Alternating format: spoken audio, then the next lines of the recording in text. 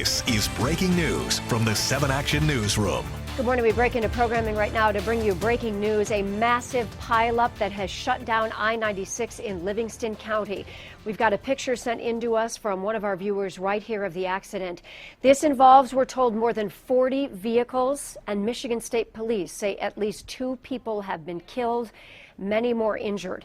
The westbound lanes of I-96 are now closed at M52. The eastbound lanes have been shut down at Fowlerville Road while the authorities go and sort out everything that happened here and try to get victims treated and everything else. Now, we want to check in with Hallie Vogel because you see snow in that picture there sent to us from John Fitzgerald. Hallie, talk to us about the weather conditions, because I think a lot of us driving to work this morning saw flurries and high wind and snow blowing around. So my understanding, about 9:45 this accident happened. What was it like in that area this morning? Well, Joanne, we've been talking about, and we started talking about it yesterday, lake effect snow scenario and how careful you need to be when you're traveling through lake effect snow. It varies from mile to mile, from flurries to whiteout conditions to near whiteout conditions, a dusting on the roadway, providing icy conditions. You're looking at the radar right now.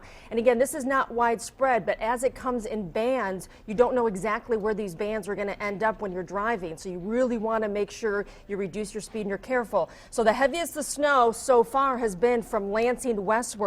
We look at the radar and we're going to highlight Fowlerville, and you can see on 96. This is right now. I'm going to take the radar back to the estimated time of when the accident happened, and you can see how quickly those conditions change. When you see that blue shading on the radar, that does represent very heavy snow. Visibility likely near whiteout conditions could be a half mile to a quarter mile. I'm going to take the radar back a little bit further. This is just about 15 to 20 minutes before those conditions. So you're driving along, you're seeing light to maybe occasionally moderate snow, and then all of a sudden you hit that whiteout condition right there, and that's the problem. It deposits that quick coating on the roadways. The temperatures are very cold, so when you see those wind chills in the teens, even with some ice, may not be working as it should, and you're going to have some problems on area roads. Visibility right now, again, it's going to fluctuate. Ann Arbor even down to about a mile in Pontiac. Meanwhile, 4 miles, just a short distance to the east in Troy. So Joanne, this is a scenario we're going to have to deal with throughout the afternoon,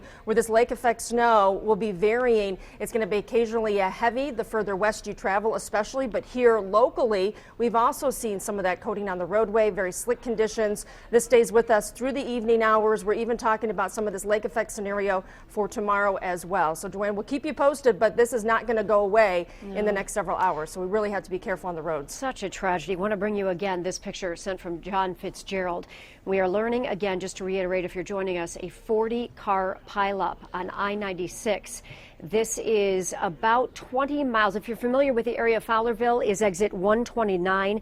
The Mason-Okemos exit near Michigan State is exit 110. So we're talking about 20 miles east of Michigan State University up there in the 127 split. 40 cars. From the pictures that we're getting in from the scene now, you see semi-trucks involved here. You see a number of cars as well. And again, the tragedy here, that what we're aware of at this point as police sort all of this out, that 2 people have been confirmed killed in this 40-car pileup on I-96 in Livingston County.